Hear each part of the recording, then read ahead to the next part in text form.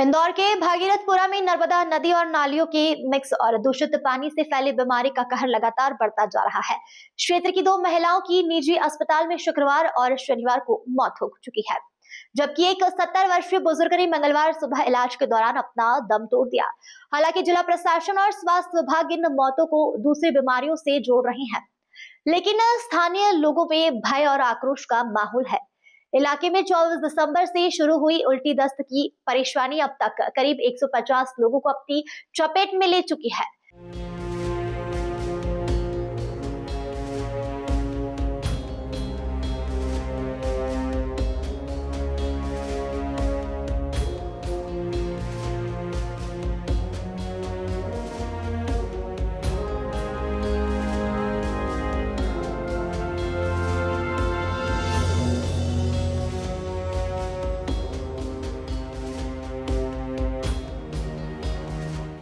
देश के सबसे स्वच्छ शहर इंदौर में एक चिंताजनक खबर सामने आई है। शहर के भागीरथपुरा इलाके में दूषित पानी की सप्लाई के कारण 35 से अधिक लोग बीमार हो गए हैं। सभी गंभीर मरीजों को निजी अस्पताल में भर्ती कराया गया है। मामले की जानकारी मिलते ही मंत्री कैलाश विजयवर्गीय देर रात अस्पताल पहुंचे और मरीजों से मुलाकात करते हुए उनका हालचाल भी जाना। वहीं मुख्यमंत्री डॉक्टर मोहन यादव ने पूरे मामले पर तत्काल संज्ञान लेते हुए प्रशासनिक अधिकारियों को जरूरी निर्देश दिए हैं। दरअसल सोमवार शाम को जब 35 से अधिक मरीज निजी अस्पतालों में पहुंचे तो मामले ने तूल पकड़ा और पूरे क्षेत्र में हड़कंप मच गया। जानकारी लगते हुए मुख्यमंत्री डॉक्टर मोहन यादव ने तत्काल संज्ञान लेते हुए अधिकारियों को उपचार में किसी भी तरह की कमी न रहने के निर्देश दिए। उन्होंने दवाइयों, विशेषज्ञ डॉक्टरों और सभी आवश्यक संसाधनों की तत्काल उपलब्धता सुनिश्चित करने को कहा। दूसरी ओर मंत्री कैलाश विजयवर्गीय देर रात वर्मा और त्रिवेणी अस्पताल पहुंचे, जहां 35 से अधिक मरीज भर्ती है। उन्होंने मरीजों से बात कर आश्वस्त किया कि इलाज का पूरा खर्च सरकार उठाएगी और जिन्होंने पहले पैसे जमा कराए थे उनके पैसे वापस किए जाएंगे।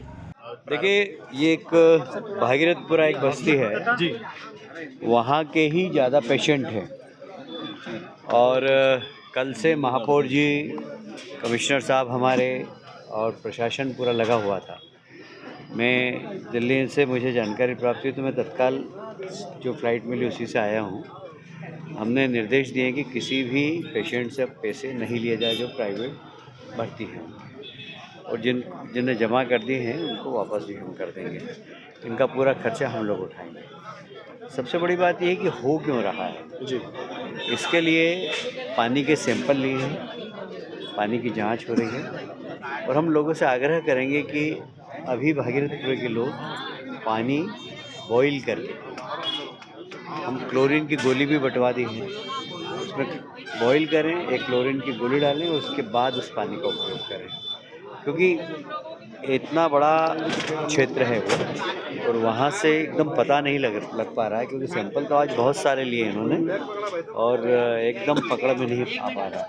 पर हम जो भी शासन को और प्रशासन को करना है वो सब हम करेंगे और मेरा ख्याल है कि कल तक हमें पता लग जाएगा कि इसके कारण क्या है, क्योंकि इसका कारण पता लगना बहुत ज़्यादा ज़रूरी है।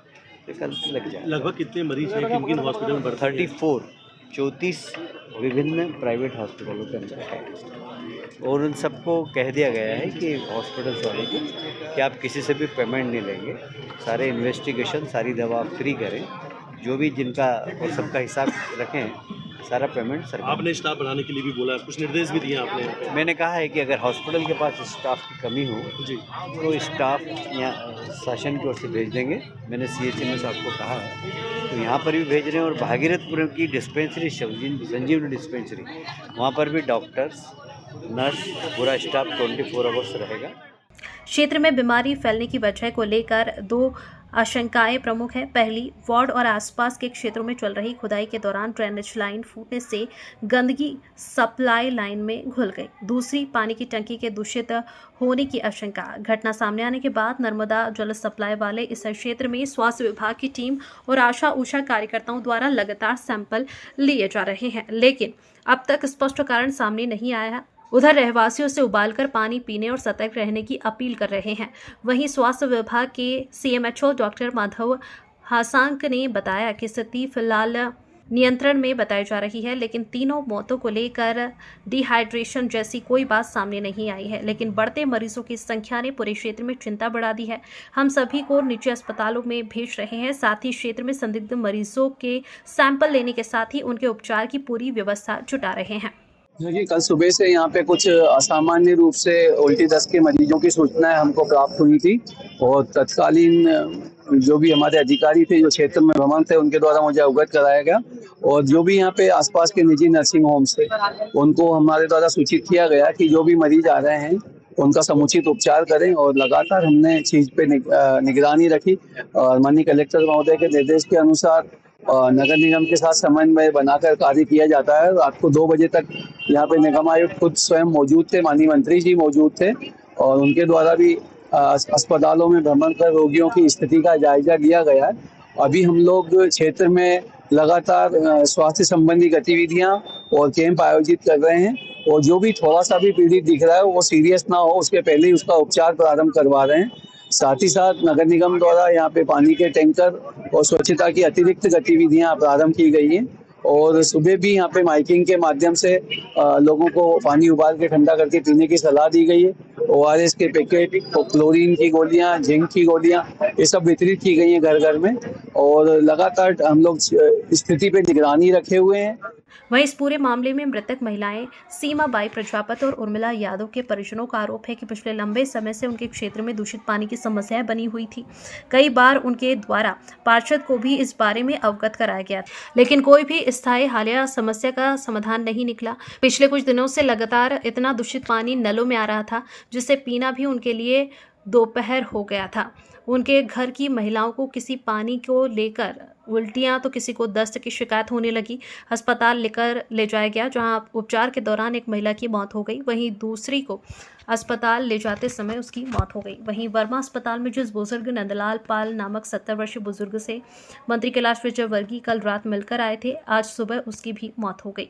जहां डॉक्टरों ने कई बार CPI के माध्यम से उनकी जान बचाने की भी कोशिश की, लेकिन उनकी कोशिश है जो ना साबित हुई और 70 वर्ष की बुजुर्ग की मौत हो गई। कल सुबह आधा घंटा हुआ और खत्म हो गया।